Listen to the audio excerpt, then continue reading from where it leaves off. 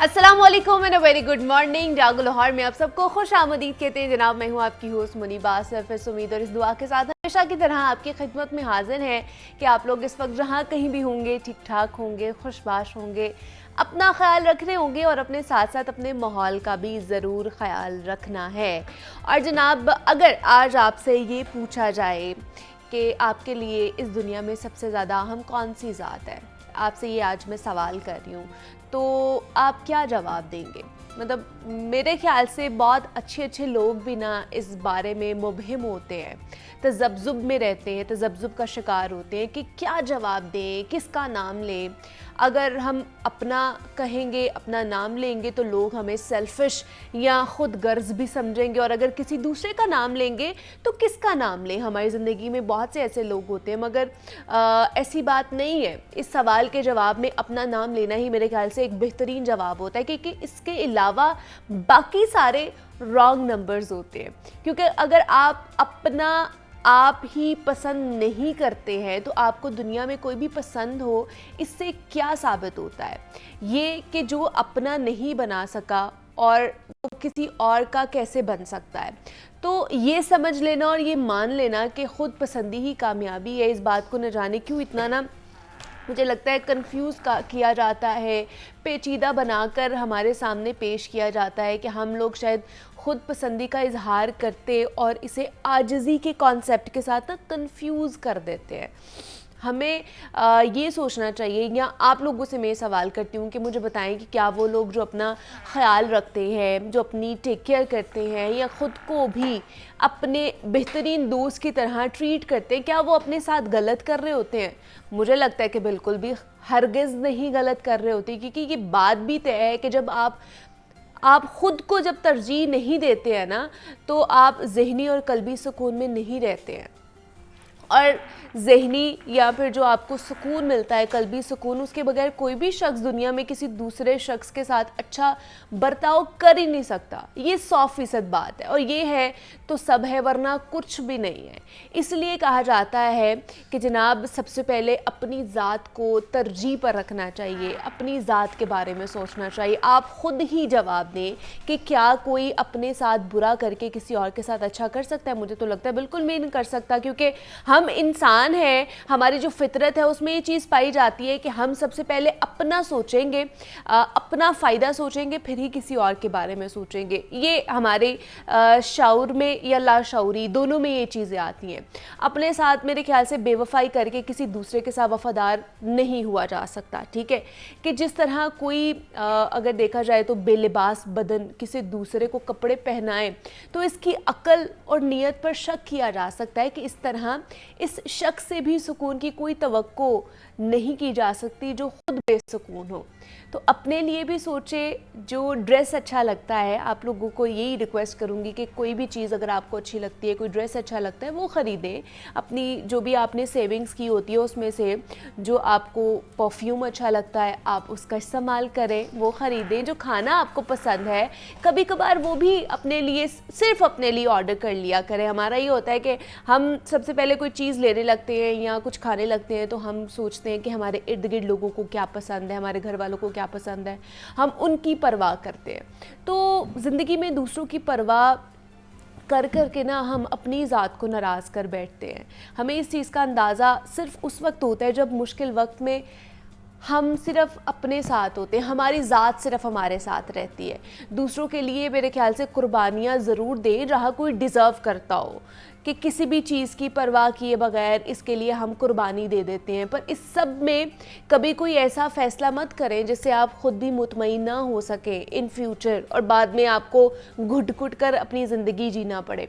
बहुत से लोग होंगे आपके करीबी होते हैं, आपके रिश्ते ऐसे होते हैं, अजीज़ होते हैं, जिनके लिए हम वक्त तैयार रहते हैं ख़ुद को कुर्बान करने के लिए। करें, कोई आपको मना नहीं कर रहा, लेकिन ये भी देखें कि क्या वो डिज़र्व करते भी हैं या नहीं है। बार बार तो ख़ुद को कुर्बान नहीं किया जा सकता, या दूसरों की नज़र में हर बार इतने मत झुकें कि लोग आपको बेमौल समझने लगे कि ये तो है ही ऐसा, इसके साथ कुछ भी कर ले ये तो आपको माफ़ कर देगा, ये तो आपके साथ अच्छा सलूक कर लेगा, और इसके साथ कुछ भी कर लो किसी चीज़ से इसको फ़र्क नहीं पड़ता है। और अगर आप लोगों के सामने अपनी इज़्ज़त नफ्स, अपनी ज़ात पर हद से ज़्यादा समझौता करेंगे ना, तो आपके बहुत करीबी भी आपको जिच करने से गुरेज नहीं करेंगे या आपको फॉर ग्रांटेड लेना शुरू कर देंगे, क्योंकि उनकी नफ्सियात का ये हिस्सा बनना शुरू हो जाता है और वो आपके मुतालिक ये एहसास कर ही नहीं सकेंगे।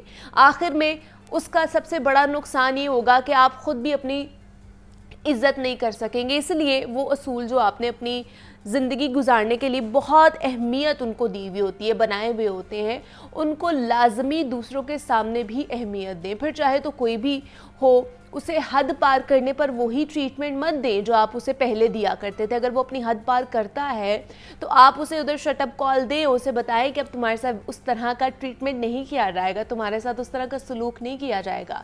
और ये जो बातें होती हैं ना, अपने जहन से निकाल दें कि हर मामले में हर बार हमें आजिज़ी और सब्र से ही काम लेने और यही बेहतरीन हिकमत अमली भी है। बेशक ये बेहतरीन हिकमत अमली है, लेकिन हर बार ऐसा नहीं होता।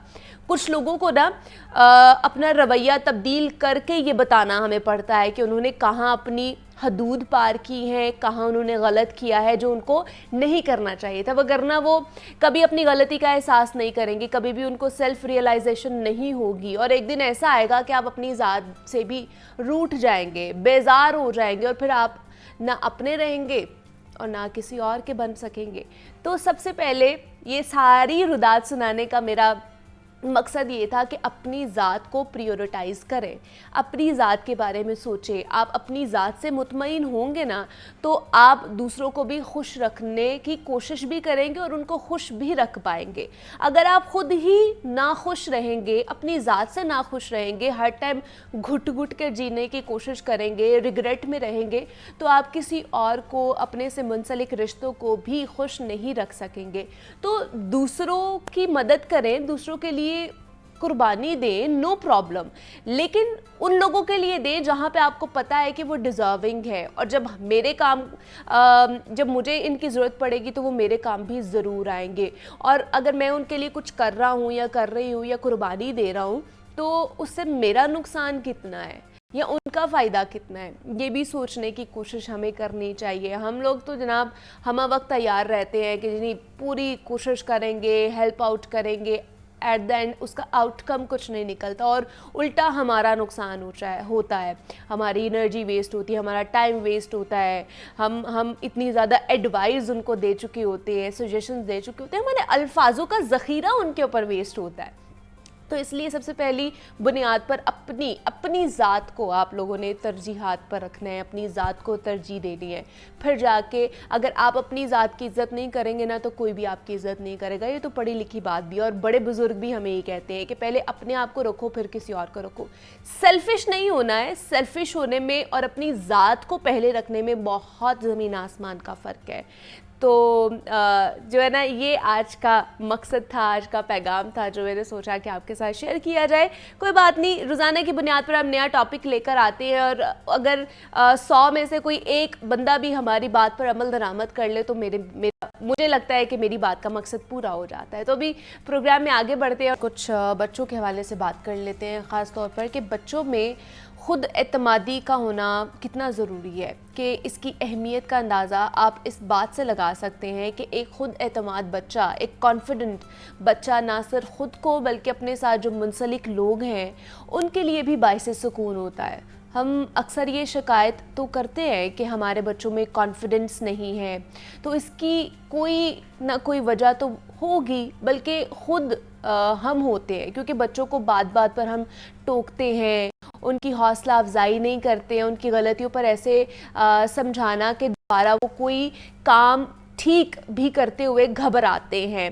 तो उनको हम ये नहीं सिखाते हैं, सेल्फ़ डिपेंडेंस नहीं सिखाते हैं हम उन्हें कि वो अपने फ़ैसले ख़ुद ले सकते हैं। जब वो अपने फ़ैसले ख़ुद लेना शुरू करते हैं तो उनके अंदर ख़ुद एतमादी बढ़ना शुरू हो जाती है। उन्हें पता होता है कि हमारे वालिदैन को हमारे ऊपर ट्रस्ट है, वो हमारे ऊपर इतना कॉन्फिडेंस रखते हैं कि हम अगर कुछ भी करेंगे तो अच्छा ही करेंगे।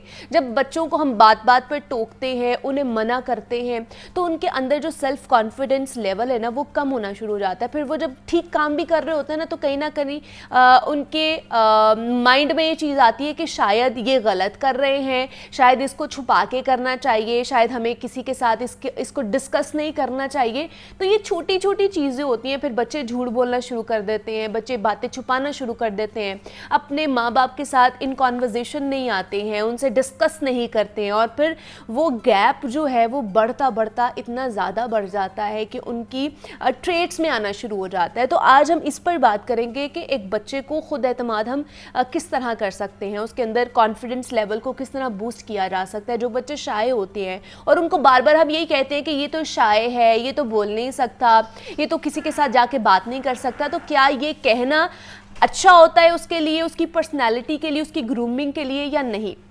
इस पर बात करने के लिए कंसल्टेंट साइकोलॉजिस्ट हमारे साथ मौजूद हैं, फरीहा नाज है हमारे साथ। फरीहा, आपको वेलकम कहती हूँ जागो लाहौर में। कैसी हैं आप? अल्हम्दुलिल्लाह, I am good and thank you so much. Fariha, क्या सबसे पहले तो मुझे डेफिनेशन बताएं, या इसको किस तरह एलेबोरेट हम एड्रेस करेंगे, सेल्फ कॉन्फिडेंस होता क्या है, खुद एतमादी होती क्या है? मतलब हर कोई इसको अलग अलग राय में लेता है, अलग अलग इसकी डेफिनेशंस लेकर चलता है, तो होता क्या है सेल्फ कॉन्फिडेंस? बेसिकली अगर सेल्फ कॉन्फिडेंस की बात करें, या जैसे आपने कहा कि इसको डिफ़ाइन करें, तो इसकी डेफिनेशन जैसे आप खुद ही आपने कह दिया कि हर बंदे की डिफरेंट डेफिनेशन होती है। So self confidence is something that like you know that you have that permission that you can do anything. Okay. आप कुछ भी करने के लिए जो है ना आपको सिर्फ अपनी परमिशन चाहिए होती है।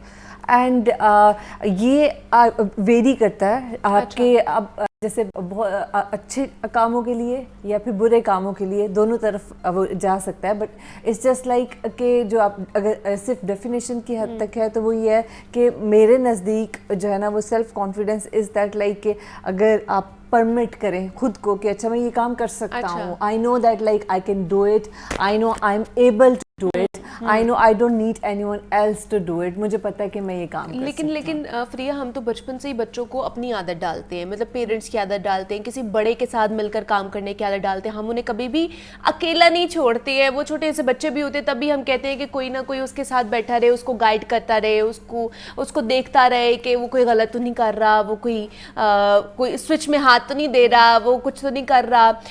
हम ये बच्चों को बता रहे होते हैं उन्होंने किस कंपनी में बैठना है, किस कज़न के साथ बैठना है, किस दोस्त के साथ बैठना है, उनके लिए क्या अच्छा है क्या नहीं है।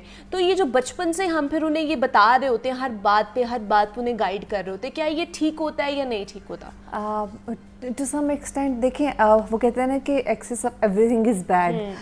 एक हद तक तो चीज़ें ठीक होती है। बेसिकली पेरेंट्स एक मिस्टेक यहाँ पे करते हैं कि वो बच्चों को मिस्टेक्स करने से रोकते हैं। हाँ। हालांकि फेलियर इज़ नॉट बैड, जब तक वो कहीं ना कहीं फेल होंगे नहीं वो सीखेंगे नहीं। इट्स अ प्रोसेस, ये लर्निंग का प्रोसेस है।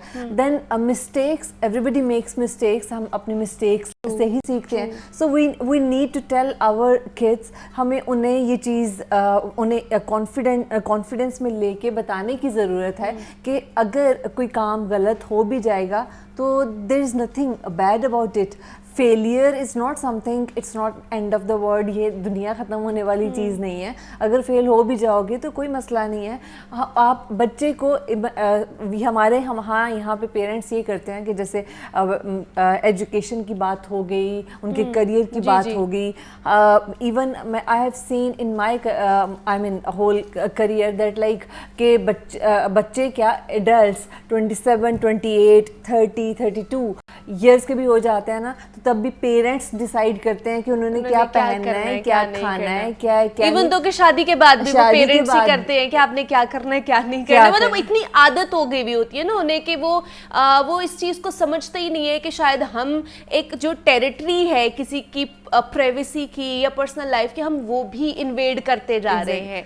तो वो ये चीज़ें फिर मेंटल हेल्थ पर किस तरह असर डालती है, उनकी पर्सनालिटी को किस तरह कह लें कि ख़राब करती है कि वो सेल्फ कॉन्फिडेंट हो ही नहीं पाते हैं। उसमें सबसे ज़्यादा जो नुकसान होता है वो ये होता है कि वो क्रिएटिव नहीं होते हैं, अच्छा ठीक है, प्रोडक्टिव भी नहीं होते हैं, बिकॉज डिपेंडेंसी, जैसे वो कहता है ना कि बच्चा जब पैदा होता है तो तब वो कम्प्लीटली डिपेंडेंट होता है अपने पेरेंट्स के ऊपर। पता है कि दूध पीना है, जो भी करना है पेरेंट्स ने ही करना है, माँ नहीं करना है या बाप नहीं करना है। लेकिन जैसे जैसे बच्चा बड़ा होता है आपको उसे एक चीज़ जो मैं पेरेंट्स को अक्सर बोलती हूँ कि बच्चों को उनकी एज के हिसाब से टास्क देना शुरू करें। आई मीन अगर जैसे जब एडल्टहुड में आ जाते हैं उनके, जब बच्चे ही एडल्टहुड में आ जाते हैं तो जो पेरेंट्स कहते हैं कि अच्छा जो है ना वो हम ये कर लो वो कर लो, एंड व्हेन दे से लाइक कि नहीं हमने नहीं करना, या फिर वो कोई आगे से ऐसा रिस्पॉन्स देते हैं जो कि नागवार गुजरता है उन्हें, तो तब वो कंप्लेन करते हैं पेरेंट्स। लेकिन अगर उसी बच्चे को आपने बचपन में आपने आदत डाली हो कि अच्छा तुमने अपना बेड बनाना है, तुमने ये काम करना है, ये तुम्हारी अब उसकी एज के हिसाब से अगर आप उसे टास्क देना शुरू करें।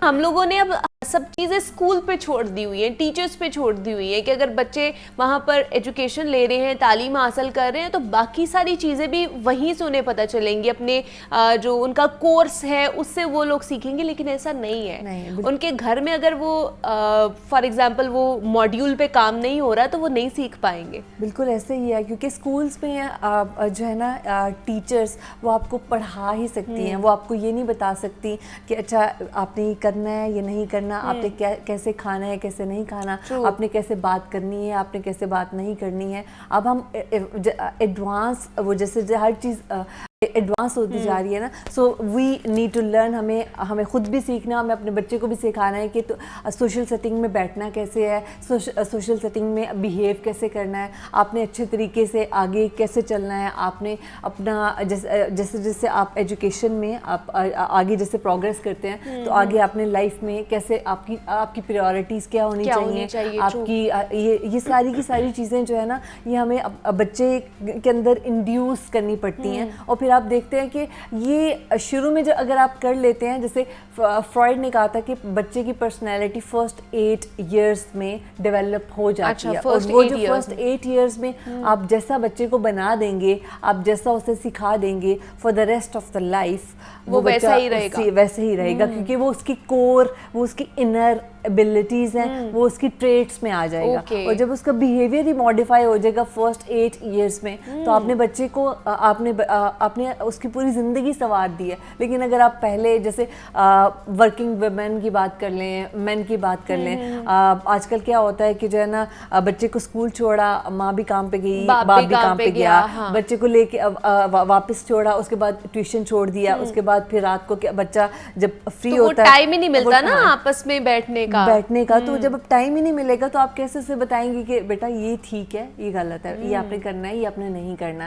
आपने ये ऐसे ऐसे करना है, आपने ऐसे बिहेव करना है, ये चीज़ ठीक है। आप ये जो सारी की सारी जो अच्छी चीज़ें हैं, जो अच्छी ट्रेड्स हैं, अब वो आप बच्चे के अंदर कैसे आप बिल्ड कर सकते हैं? बिल्कुल ऐसे ये नहीं कर सकते हैं। अच्छा, दूसरा ये जिस तरह हमने बात की है कि मोबाइल फ़ोन्स, ये जो टेक्नोलॉजी का इस्तेमाल किया जा रहा है, इसकी वजह से भी क्या बच्चे सेल्फ कॉन्फिडेंट नहीं होते हैं? बिकॉज हर टाइम फ़ोन पे लगे रहना, सोशलाइज ना करना, बाहर जाके फ्रेंड से ना मिलना, जिस तरह हम लोग होते थे, बाहर जाके खेलना, एक्टिविटीज़ करना, तो वो एक आप हेल्दी रहते हैं फिज़िकली भी और मेंटली भी हेल्दी रहते हैं आप। अब क्योंकि हम लोग सारे अपने गैजेट्स में बहुत ज़्यादा बिजी होते हैं, बच्चे भी गैजेट, मतलब छोटे छोटे बच्चे, उनको हम लोग राइम्स लगा के फ़ोन में दे देते हैं, वो बैठे हुए होते हैं। देन कोई घर में लोग भी आ जाए तभी हमारा यही होता है कि बच्चों को ना आराम से बैठने के लिए फ़ोन दे दो, वो आराम से बैठे रहेंगे, तो फिर वो उनको कैसे सोशलाइज करना आएगा? एग्जैक्टली देखें, ये बड़ा इजी वे आउट है ना, जैसे कि बच्चा रो रहा है तो उसके हाथ में मोबाइल फ़ोन दे दो, चुप कर जाएगा। बच्चा खाना नहीं खा रहा तो चलो कार्टून्स लगा दो, ठीक है, बच्चा कार्टून्स भी देखेगा और साथ फिर खाना भी खा लेगा। ये वो चीज़ें हैं ना जो ईजी हमारे लिए ईजी है ना, हम अपने लिए बेसिकली ईज आउट ढूंढ रहे हैं ना कि चले हम ईजिली ये कर लें।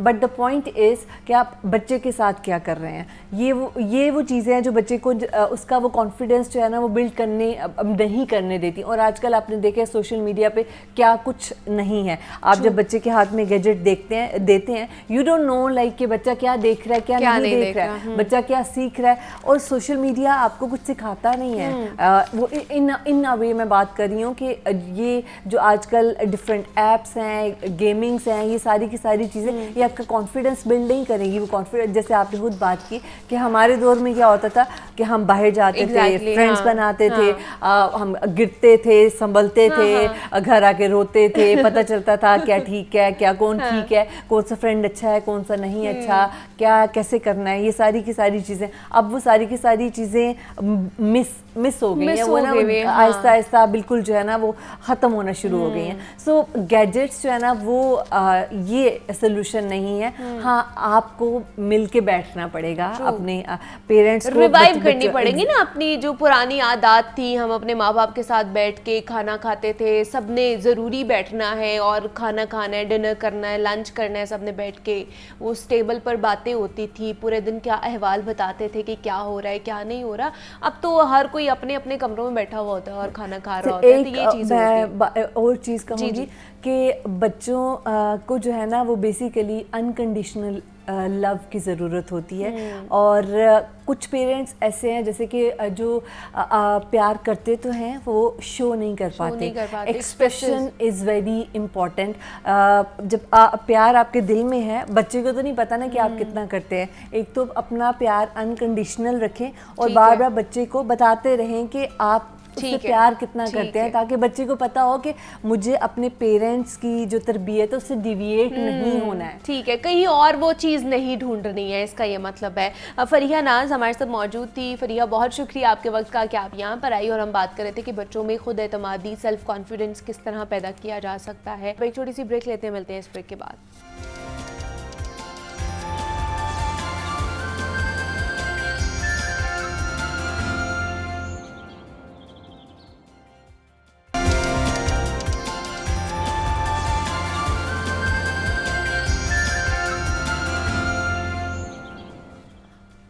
वेलकम बैक टू जागो लाहौर। जनाब, जिस तरह हमने ब्रेक पर जाने से पहले बच्चों की सेहत के हवाले से बात की है कि जो नौज़ायदा बच्चे होते हैं उनकी पैदाइश के बाद उन्हें किस तरह की ग़िज़ा देनी चाहिए, किस तरह की उनकी टेक केयर करनी चाहिए ताकि वो इन्फेक्शन से बच सके।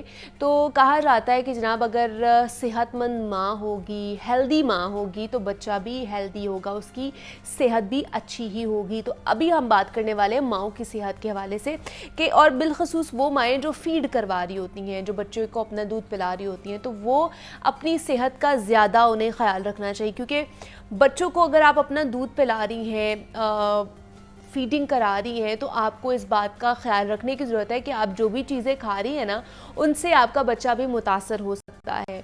उसको वो इन्फेक्शन भी करा सकती हैं और उसके लिए वो अच्छी भी चीज़ साबित हो सकती है। तो कौन कौन सी ग़िज़ा हमारी माँ को खिलानी चाहिए जो मदर्स अभी अभी बनी हैं उनके लिए? बहुत सारे लोग कहते हैं जनाब जी, गर्म और ठंडी तासीर के बारे में कहा जाता है कि ये चीज़ें नहीं खिलाएँ, ये चीज़ें ना खिलाई जाएँ, बच्चों को इन्फेक्शन हो जाता है, बच्चे के लिए अच्छी नहीं होती है। तो क्या ये सारी मिथ्स हैं या इसमें वाकई कोई हकीकत है? इस पर बात करेंगे। और कौन कौन सी ऐसी ग़िज़ा माएँ खा जाती हैं जिनकी वजह से जो लैक्टेशन है उसमें भी प्रॉब्लम आ सकती है। इस पर बात करने के लिए डॉक्टर वर्दा सिकंदर हमारे साथ मौजूद हैं, consultant clinical nutritionist and dietitian है। डॉक्टर वर्दा, आपको वेलकम कहती हूँ जागो लाहौर में। कैसी हैं आप? Thank you so much for having me. Perfect. Doctor Warda, सबसे पहले तो क्या क्या माँओं को खाना चाहिए जो उनके लिए, क्योंकि कहते हैं कि जी हेल्दी मदर और हेल्दी बेबी ही होगा अगर मदर हेल्दी होगी, तो क्या खाना चाहिए उन्हें आफ्टर बर्थ? क्योंकि बच्चे ने उनका फीड करना है, मदर फीड पे है, तो जो मदर खाएगी वो ही बच्चे के लिए भी अच्छा साबित हो सकता है। तो क्या खाना चाहिए उन्हें? एग्जैक्टली यही होता है कि मदर की डाइट का इम्पेक्ट बहुत ज़्यादा बच्चों में आता है। बट होता क्या है हमारे पास कि प्रेगनेंसी में तो फीमेल्स अपनी डाइट का बहुत ज़्यादा ख्याल रखती हैं कि जी बच्चे की सेहत अच्छी हो, लेकिन लैक्टेशन में उससे ज़्यादा ख्याल रखना चाहिए। क्योंकि जो ऑब्वियसली ब्रेस्ट फीड मिल्क होता है, वो जो मिल्क होता है उसके अंदर मौजूद इम्यूनो बॉडीज़ और हर चीज़ बच्चे ने थ्रू लाइफ साइकिल जो है वो फेस करनी होती है। और उसके अलावा हम कहते हैं कि जो ब्रेस्ट फीड मिल्क होता है ये गोल्ड मिल्क के बराबर है, हाँ। ठीक है। तो लेकिन इसके लिए बहुत अहम है कि माँ की अपनी सेहत बेहतर होगी, माँ की जो फीड क्वालिटी है वो जितनी बेहतर होगी उतना ज़्यादा बच्चा जो है वो हेल्दी रहेगा। सबसे पहले तो ये चीज़ आ जाती है कि जब न्यूली मॉम्स बनती हैं बहुत ज़्यादा एक इशू देखा जाता है कि फीड आ नहीं रही, फीड प्रॉपर प्रॉब्लम होती है, ठीक है। इसकी मेजर जो है वो अगर कॉज की बात की जाए, आपकी जो न्यूट्रिशन है वो बहुत ज़्यादा कॉम्प्रोमाइज होती है। अब जैसे कि हमें पता है कि ब्रेस्ट फीड मिल्क जो है ये मुकम्मल ग़िज़ा है, इसके अंदर कार्बोहाइड्रेट्स भी हैं, प्रोटीन्स भी हैं, फैट्स भी हैं। दैट मीन कि आपकी बॉडी को अगर कार्ब्स, प्रोटीन्स, फैट्स और उसके साथ बेहतरीन विटामिन सी जो है उसके अंदर मौजूद, फाइटोएस्ट्रोजन जो कि लैक्टेटिंग जो मॉम्स होती हैं उनके अंदर जो मिल्क है उसको बूस्ट देता है, तो माँ को पहले तो यह है कि बैलेंस्ड ग़िज़ा जो है उसका खास ख्याल रखना चाहिए। ठीक है। उसके अलावा क्या होता है कि जब इनिशियल फेज आफ्टर प्रेगनेंसी आता है तो कुछ कॉम्प्लिकेशंस आ जाती हैं कि सी सेक्शन हुआ है तो उस वजह से ब्लड लॉस, वीकनेस, तो एक्साइटमेंट में क्या होता है कि मदर बच्चे पे ज़्यादा फोकस करना शुरू कर देती है, अपनी जो हेल्थ है उसको निगलेक्ट कर देती है। तो अल्टीमेटली जिसकी वजह से समटाइम फीड्स नहीं आ रही होती या फिर जो है वो बच्चे को प्रॉपर जितनी फीड चाहिए होती है नहीं मिल रही होती। तो आपको सबसे पहले तो ये अहम है कि आप बैलेंस डाइट जो है वो फॉलो करें। अपनी डाइट के अंदर 5 food groups, carbohydrates, proteins, fats, fruits and vegetables और डेयरी का जो है वो खास इस्तेमाल करना है, डेयरी प्रोडक्ट्स का जो है एग्जैक्टली जिसमें हमारे पास योगर्ट आ जाता है, मिल्क आ जाता है, कॉटेज चीज़ का इस्तेमाल कर सकती हैं, बटर का इस्तेमाल कर सकती हैं। लेकिन जैसे मैंने बात की थी कि हमारे यहाँ पे होता है गर्म तासीर और ठंडी तासीर का बहुत, कि ये इस ग़िज़ा की जो है इस फूड ग्रुप की गर्म तासीर है ये नहीं खानी, ठंडी तासीर है ये नहीं खानी, बच्चे के लिए जो है ना इन्फेक्शन हो सकता है, ये चीज़ें हो सकती है, तो इन चीज़ों का ख्याल रखना चाहिए माँ को। देखें ये एक रिचुअल्स है हमारे कि जी अब लैक्टेशन का टाइम आया, अब जितनी पंजीरियां खा सकते हैं, जितनी खजूरें खा सकते हैं उतनी चीजें, देसी घी खाएं, ये सारी चीजें खाएं। एक्सोथर्मिक और एंडोथर्मिक जो फूड्स होते हैं जैसे आपने बात की, नो डाउट कहीं ना कहीं इनका कंट्रीब्यूशन जो है होता है, लेकिन जो चीज़ अहम है वो बैलेंस डाइट है। जब आप सारी डाइट्स को बैलेंस में लेंगे तो ऑटोमेटिकली जो है वो आपकी डाइट बेहतर होगी, आपकी फीड बेहतर होगी।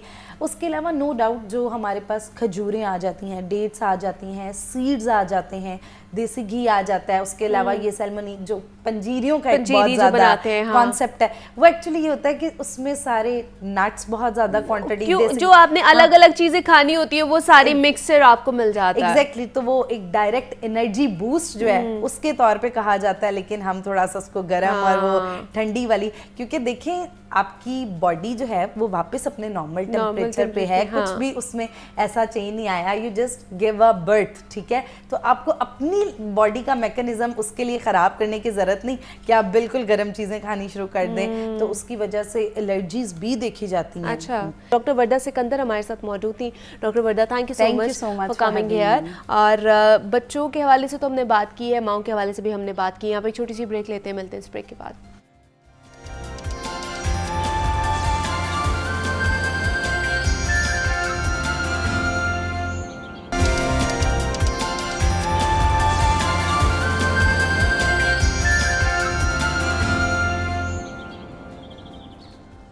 वेलकम बैक टू जागो लाहौर। जनाब, अब एक बड़े ही इम्पॉर्टेंट टॉपिक के ऊपर हमने बात करनी है। बहुत से लोग हैं इस ख़ास तौर पे इस कम्युनिटी को बहुत ज़्यादा निगलेक्ट करते हैं, लेकिन कुछ ऐसे भी लोग हैं, कुछ ऐसी कम्युनिटी भी है हमारी पाकिस्तानी ऐसे भी हैं जो इनसे मोहब्बत भी करते हैं, इनके लिए इक़दाम भी उठा रहे होते हैं। तो ऐसा ही एक कदम पंजाब पुलिस ने भी एक इंतहाई अच्छा इक़दाम उठाते हुए ख्वाजा सरा को पुलिस में तैनात किया है। ज़नाया चौधरी हैं जिनसे हमने आपकी मुलाकात करानी है, पहली ट्रांसजेंडर हैं जो पंजाब पुलिस में तैनात हुई हैं, और ज़नाया पुलिस में बतौर विक्टिम सपोर्ट ऑफिसर काम करेंगी। और ज़नाया लिबर्टी चौक में जो इन्होंने नया खिदमत सेंटर बनाया है वहाँ पे तैनात हैं। और जनाया की पंजाब पुलिस में तैनाती जो है वो हमारी सोसाइटी के लिए एक उम्मीद की किरण है कि हमारे मुआशरे में सबके लिए यकसा अपॉर्चुनिटीज़ मौजूद हैं, और अगर आप में टैलेंट है ना तो आप भी आगे आ सकते हैं और मुल्क की तरक्की में अपना किरदार अदा कर सकते हैं। फिर आपको कोई डिस्क्रिमिनेशन का सामना नहीं करना पड़ेगा, फिर आपसे पूछा नहीं जाएगा कि आपका जेंडर क्या है क्या नहीं है। जब आपको पाकिस्तान ये हक दे रहा है, आपको वोट डालने का हक दे रहा है, आपको अपनी आइडेंटिटी बनाने का हक दे रहा है, तो फिर हमें भी उन्हें हक देना चाहिए कि वो सोसाइटी में एक अच्छा शहरी बन के, एक कारामद शहरी बन के अपना जो किरदार है ना उसमें पार्टिसिपेट कर सके, तरक्की में पार्टिसिपेट कर सके। हमारे साथ जनाया चौधरी ने हमें आज जो है ना वो ज्वाइन किया है, जो कि विक्टिम सपोर्ट ऑफिसर है और उसके साथ साथ फैशन डिज़ाइनर भी हैं, टेक्सटाइल फैशन डिज़ाइनर हैं। तो जनाया आपको वेलकम कहती हूँ जागो लाहौर में, कैसी हैं आप? जज़ाकल्लाह, मैं बिल्कुल ठीक हूँ। और उनके साथ हमें अस्मा नौरीन है, उन्होंने भी ज्वाइन किया है, वो है लेडी ट्रैफिक वार्डन है, इंचार्ज पुलिस तहफ़्फ़ुज़ मरकज़ हैं। अस्मा आपको भी वेलकम कहती हूँ जागो लाहौर में, कैसी हैं आप? अल्हम्दुलिल्लाह मैं बिल्कुल ठीक ठाक हूँ। ठीक ठाक, मैं भी बिल्कुल ठीक ठाक, शुक्र अल्हम्दुलिल्लाह। अच्छा जनाया, सबसे पहले आप ही से बात करना चाहूँगी, जिस तरह मैंने बात की कि कुछ हमारी कम्युनिटी सोसाइटी की ऐसी भी है जो विक्टिमाइज़ करती है, जो नहीं भी एक्सेप्ट करती, निगलेक्ट करती है, ख़ासतौर पर ट्रांसजेंडर कम्युनिटी को। कुछ हमारे जैसे लोग हैं, या पंजाब पुलिस ने जिस तरह इतना अच्छा कदम उठाया है कि अब इनको आप लोगों को ख़ास तौर पर मौका दिया जा रहा है कि अपॉर्चुनिटी है आप लोगों के लिए भी कि आप भी आगे आएँ, अपना टैलेंट शो करें। और सिर्फ आप नहीं, आप जैसी और बहुत सी ट्रांसजेंडर हैं जो अपना रोल प्ले कर रही हैं हमारे पाकिस्तानी कम्युनिटी के अंदर, तरक्की के अंदर। तो किस तरह का फील होता है जब आपके लिए काम किया जाता है, इक़दाम उठाए जाते हैं? तो सबसे पहले तो आप लोगों का बहुत ज़्यादा शुक्रिया जिन्होंने यहाँ पे इनवाइट किया। उसके साथ साथ बहुत अच्छा क्वेश्चन।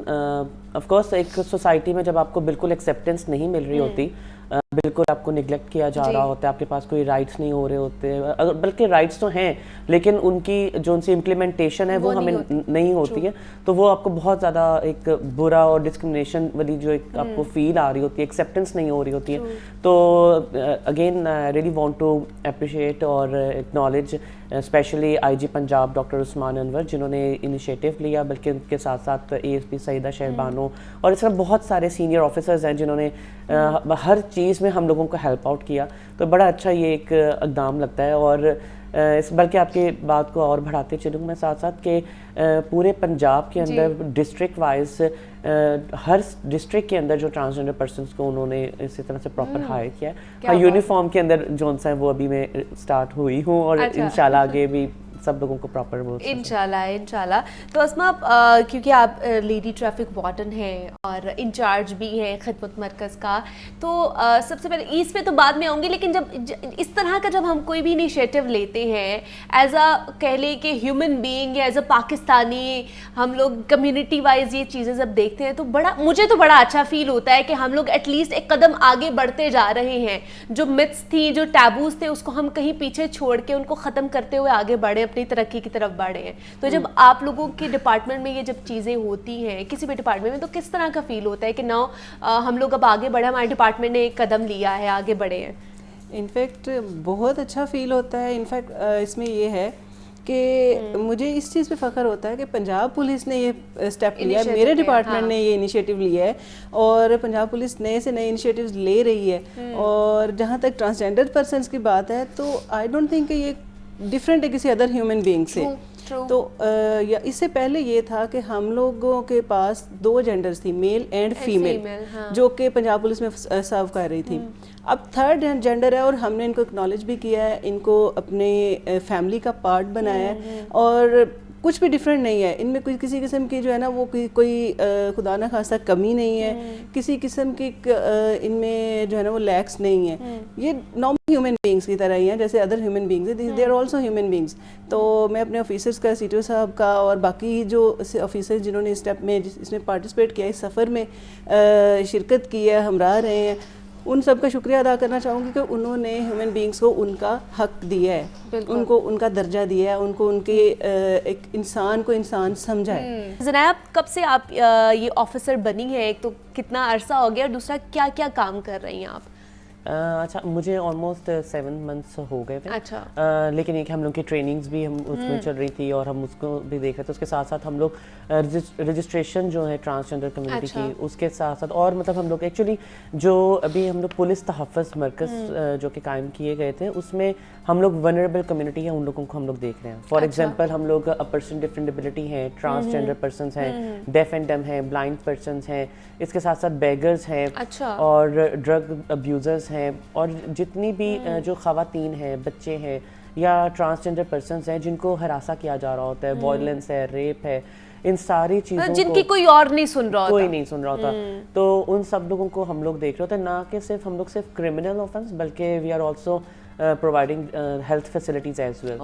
तो हम लोग और अब हम बल्कि इंशाल्लाह हम आगे कोशिश कर रहे हैं कि हम लोग जॉब्स के लिए भी हम उसमें उनको अपॉइंट करें, और जितनी भी हमारी जो ऑर्गेनाइजेशंस हैं, नॉन प्रॉफिट ऑर्गेनाइजेशंस हैं गवर्नमेंट से रिलेटेड, तो हम लोग उनके साथ कोऑपरेट करके और वो अच्छे तरीके से हम लोग उनको लेके चलें। उनको जो है ना अपॉर्चुनिटीज़ देने की कोशिश कर रहे हैं, उनकी जो प्रॉब्लम्स हैं उनको हैंडल करने की कोशिश करते हैं, और उनको बताते हैं कि जनाब अभी आपकी ज़िंदगी ख़त्म नहीं हुई है, आगे भी आप बढ़ सकते हैं। तो ये एक बड़ा अच्छा इनिशिएटिव खिदमत मराकज़ का भी लिया गया है। तहफ़्फ़ुज़ खिदमत सेंटर्स जो पुलिस की तरफ से बनाए गए हैं, ख़ासतौर पर ट्रैफिक पुलिस की तरफ से बनाए गए हैं। लास्ट थोड़े दिनों पहले मेरा भी वहाँ का चक्कर हुआ और मैं भी वहाँ पर गई, और वहाँ पर जाकर मैंने देखा भी कि खिदमत मरकज़ कितना अच्छे तरीके से काम कर रहा है, और अंडर वन रूफ आपको सारी फैसिलिटीज़ मिल रही हैं, और आपको क्या चाहिए, आपको कहीं और नहीं भटकना पड़ता और कहीं आपको लाइनों में नहीं लगना पड़ता। तो ये बड़ा अच्छा इनिशिएटिव लिया गया है। तो मुझे आप अस्मा बताइए कि जैसे ये खिदमत मरकज़ के आप इंचार्ज हैं तहफ़्फ़ुज़ की, तो अंडर वन रूफ हमें हर चीज़ मिल रही है, हर फैसिलिटी मिल रही है, जहाँ पे हमें पहले हर अदर ऑफिस में जाना पड़ता था अपनी दाद रसी के लिए, लोगों को बताने के लिए हमें ये प्रॉब्लम है। तो ये बड़ा अच्छा इनिशिएटिव लिया गया है। इसमें मज़ीद इम्प्रूवमेंट आ रही है या और सेंटर्स बनाने की जो गौर किया जा रहा है उसके ऊपर? जी हाँ, बिल्कुल। लिबर्टी जो ऑफिस था, ये बेसिकली एक पायलट प्रोजेक्ट था लाहौर के अंदर के खिदमत मरकज़ को सर्विस वाइज भी और एम्बियंस वाइज भी एक खूबसूरत लुक दी जाए और उसको अप्रिशिएट किया जाए। तो उसी की तर्ज पे गार्डन टाउन में जो है ना वो दूसरा खिदमत मरकज़ बनाया गया है। तहफ़्फ़ुज़ मरकज़ की जहाँ तक बात है, लिबर्टी के बाद दूसरा तहफ़्फ़ुज़ मरकज़ जो है वो दाता दरबार में कायम किया गया, जहाँ पे आपको पता है कि हॉट स्पॉट है ड्रग अब्यूज़र्स का और लॉस बच्चों के लिए। अच्छा, तहफ़्फ़ुज़ मरकज़ अलग है और खिदमत मरकज़ अलग है? बेसिकली तहफ़्फ़ुज़ मरकज़ जो है वो खिदमत मरकज़ का ही एक पार्ट है। ओके। जिसमें हम तहफ़्फ़ुज़ मरकज़ के साथ में जो है वो खिदमत मरकज़ की तमाम सर्विसेज दे रहे हैं, अदर पब्लिक को भी दे रहे हैं, और जो ट्रांसजेंडर्स पर्सनस हैं और अदर जो वल्नरेबल कम्युनिटी जो ज़नाया ने जिनके बारे में बात की है, उनको भी हम सर्विसेज दे रहे हैं खिदमत मरकज़ की। उसमें कुछ जो है ना उनको फैसिलिटेट इस तरीके से किया जा रहा है, लाइक ट्रांसजेंडर पर्सन है तो उनके लिए कैरेक्टर सर्टिफिकेट है, पुलिस वेरिफिकेशन है, ये तमाम सर्विसेज फ्री ऑफ कॉस्ट है। उनसे हम किसी किस्म के चार्ज नहीं कर रहे हैं। Same like that driving school है हमारा लिबर्टी में, वो भी हम ट्रांसजेंडर पर्सनस को फ्री ऑफ कॉस्ट ड्राइविंग सिखा रहे हैं ताकि वो अपनी अर्निंग के जो है ना वो बेटर वे में कर सके। तो तहफ़्फ़ुज़ जो है वो खिदमत मरकज़ का ही पार्ट है, लेकिन तहफ़्फ़ुज़ थोड़ा सा डिफरेंट इस तरह है कि इसमें ट्रांसजेंडर पर्सनस जो अदर वल्नरेबल कम्युनिटी है, विमेन है, बच्चे हैं, ड्रग अब्यूज़र्स हैं, इनको हम खिदमत मरकज़ की फैसिलिटी के अलावा भी सर्व कर रहे हैं। इनके क्रिमिनल इश्यूज़ को देख रहे हैं, इनके हेल्थ इश्यूज़ को देख रहे हैं, इनको जॉब वाइज जो है ना वो हम फैसिलिटेट कर रहे हैं। तो जिस बंदे की कहीं भी दादरसी नहीं होती है वो तहफ़्फ़ुज़ मरकज़ में आ जाता है। और तहफ़्फ़ुज़ मरकज़ में अभी तक माशाल्लाह जितने भी केसेस आए हैं वो तमाम के तमाम केसेस हमने कामयाबी से उनको सॉर्ट आउट किया है। और जो भी एप्लीकेंट हमारे पास आया, जो भी विक्टिम हमारे पास आया, वल्नरेबल पर्सन आया है, वो हमारे पास से सेटिस्फाइड होके गया। वाह जी वाह, क्या बात है, क्या बात है। अच्छा ज़राया, आप टेक्सटाइल डिज़ाइनर भी हैं, फैशन डिज़ाइनर भी हैं, तो क्या उसको भी कंटिन्यू रखा है या अभी अपनी यही वाली जो सर्विसेज है दे रही हैं?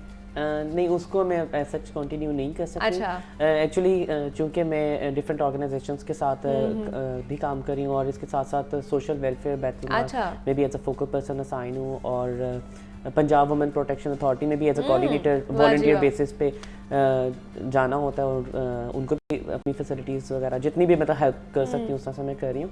तो अब मैं उस तरह से टेक्सटाइल वाली चीज़ में नहीं जा सकी क्योंकि तहफ़्फ़ुज़ की, और एक्चुअली इसके साथ साथ मिसाक मरकज़ भी कायम किए गए हैं। एक्चुअली जो मिसाक मरकज़ है, ड्यू टू सम इंसिडेंट जो आईजी पंजाब है उन्होंने सोचा कि इसको भी होना बहुत ज़रूरी है। और मिसाक मरकज़ जो है वो एक्चुअली इंटरफेथ हार्मनी को प्रमोट किया जा रहा है, और हम कोशिश कर रहे हैं कि ज़्यादा से ज़्यादा इसके ऊपर हम काम कर सकें, ह्यूमैनिटी को हम लोग ज़्यादा से ज़्यादा प्रमोट करें। तो उसमें जितने भी रिलीजियस माइनॉरिटीज़ होते हैं उन लोगों को भी हम लोग फैसिलिटीज़ दे रहे हैं। तो अब जब हम इतना ज़्यादा हम काम कर रहे हो तो फिर जो काम में जिसमें मैं चली थी वो वाली चीज़ ऐसा दूसरा से नहीं होता। लेकिन अपने लिए तो आप फैशन निकाल लेती होंगी कि कपड़े किस तरह के डिजाइन करने हैं, क्या पहनना है क्या नहीं पहनना। जी, उस तरह मैं अपने आप को बहुत अच्छे से कर लेती हूँ। चलिए, ये अच्छी बात है। इनफैक्ट ये बड़ी वेल ड्रेस पर्सन अच्छा, है, इनकी ड्रेसिंग आप देखेंगे बड़ी अच्छी ड्रेसिंग सेंस है। हाँ, वहाँ पे तो फिर सारे लोग जो है ना आपसे इम्प्रेस होते होंगे कि ज़नाया ये किसका डिजाइन पहना हुआ है आपने। हाँ, ये ऐसा होता है वैसे। हाँ, पूछते हैं लोग, पूछते हैं, और अक्सर कहते हैं कि ना मतलब आपके जो उनसे कलर स्कीम जो उनसे कॉम्बिनेशंस होते हैं वो बिल्कुल वो बड़ी अच्छी है, उसके साथ जो डिज़ाइन होता है वो बड़ा हो रहा होता है, अच्छा होता है। चले, दैट्स गुड। अच्छा ज़नाया, आप जैसे जो लोग हैं ख़ास तौर पर जो अपनी भी कम्युनिटी को रिप्रेजेंट कर रहे होते हैं, वो एज अ पाकिस्तानी भी रिप्रेजेंट खुद को कर रहे होते हैं। अब आपकी भी कम्युनिटी में बहुत सारे कह लें कि अलग अलग चीज़ें हैं। अब जो लोग हम लोग जिनको बैगरी करते हुए देखते हैं, जिन ट्रांसजेंडर्स को या बाकी चीज़ों में मुलव्वस देखते हैं, उनके लिए आप एक बहुत बड़ी एग्जाम्पल हैं कि आप पढ़ लिख कर आप किसी अच्छी पोस्ट पर बैठ सकते हैं। और आप जैसी और भी बहुत सारी ट्रांसजेंडर हैं जो PhD स्कॉलर्स हैं, जो डॉक्टर हैं, जो वकील बनी हैं, जो जर्नलिस्ट भी थी, जिन्होंने सर्व किया है यहाँ पर। तो आप लोगों से वो लोग सीखते हैं, या आपकी कम्युनिटी के और भी लोग हैं जो आपके साथ इन टच में होंगे, वो आपसे सीखती हैं ये चीज़ें? बिल्कुल सीखती हैं, और आई थिंक हमारे पास अपॉर्चुनिटीज़ जो हैं वो कम है अच्छा फॉर द कम्युनिटी। और अब चूंकि हम लोग इसी चीज़ को देखते हुए कि आपने जैसा एजुकेशन के ऊपर बात की कि एजुकेशन वाइज जो इतनी माशाल्लाह हमारे पास काफ़ी कम्युनिटी मेंबर्स हैं, but what about the grass root community, हम लोगों को उनको किस तरह से एम्पावर करना है। तो फॉर दिस इसीलिए ASP सईदा शहर बानो नकवी ने और प्रोजेक्ट्स वगैरह हम लोगों ने स्टार्ट करने की कोशिश की। इंशाल्लाह ताला आप फ्यूचर में देखेंगी कि जितने जो हमारे पास ग्रास रूट कम्युनिटी के लोग हैं या फिर अनएजुकेटेड लोग हैं, उन सब लोगों को भी माशाल्लाह हम लोग डिफरेंट वेज़ के से हम लोग वो भी जो उनसे माशरे में माशाल्लाह बड़े अच्छे तरीके से फैसिलिटेट कर रहे होंगे। तो ये जो एक्चुअली जो गैप है आता है ना, जो बेशक हम एजुकेशन वाइज हैं या अब देखें, अगर खुदा न खासा आज मैं शुक्र अल्हम्दुलिल्लाह मैं पढ़ी हूँ, लेकिन अगर मैं आज इस पोस्ट पे ना होती तो मैं भी क्या करती। तो आपको हर्डल्स आई फेस करनी पड़ी एजुकेशन सिस्टम में जब आप पढ़ रही थी? बिल्कुल, काफ़ी हर्डल्स आई, और बहुत बुरे तरीके से भी कहीं ना कहीं टीचर्स वो आपको ट्रीट कर रहे होते हैं। माजरत के साथ मुझे कहना पड़ रहा है और मुझे बताना पड़ रहा है कि हमारी सोसाइटी के अंदर आई थिंक कि टीचर्स का जो एक बहुत इंपॉर्टेंट रोल होता है, बहुत इंपॉर्टेंट रोल होता है, और आपने ही बच्चों को आपने पॉलिश करना है, और आपने ही उनको उनकी कैपेसिटी को देखते हुए उनको और ज़्यादा चीज़ों में लेके जाना है, या किस तरह अगर कम भी अगर बच्चा है तो आपने उसको किस तरह से टैकल करना है। और आई थिंक जो टीचर्स की जो ट्रेनिंग होती है ना वो बहुत इम्पॉर्टेंट है। तो वो और विद द टाइम वो होती ही रहनी चाहिए। With all that I think parents teacher meetings जो होती हैं that is very very important thing, ताकि बच्चों में जो टीचर्स के बीच में या फिर पेरेंट्स के बीच में जो कहीं ना कहीं गैप्स आ रहे होते हैं वो फुलफिल हो सकता है। But hats off to you Zanaya कि आपने हिम्मत नहीं हारी, आप फिर भी इतनी डिस्क्रिमिनेशन देखकर भी, सफ़र करके भी आपने अपनी मंजिल तय की है और आगे बढ़ती गई है। Hats off to you, thank you so much for coming here. Asma, thank you so much आपका भी कि आप भी यहाँ पर आई। बहुत अच्छा लगा ज़नाया आपसे मिलकर, और उम्मीद करती हूँ कि आपको देखकर जो बाकी कम्युनिटी है आपकी वो भी कुछ सीखेगी और कुछ ख़ास तौर पर बनने की कोशिश करेगी। ये बैगरी और ये बाकी चीज़ों में जो मुलव्वस होते हैं, हम तो चाहते हैं कि आप इन चीज़ों से निकलें और आगे बढ़ें, अपने लिए काम करें, अपनी कम्युनिटी के लिए काम करें। हमारे साथ ज़नाया चौधरी मौजूद थी, अस्मा नौरीन मौजूद थी, और हम पंजाब के फर्स्ट ट्रांसजेंडर के हवाले से जो पुलिस खिदमत मराकज़ में अपना जो सर्विसेज हैं वो देनी है उस पर बात कर रहे थे। यहाँ पर एक छोटी सी ब्रेक लेते हैं, मिलते हैं इस ब्रेक के बाद।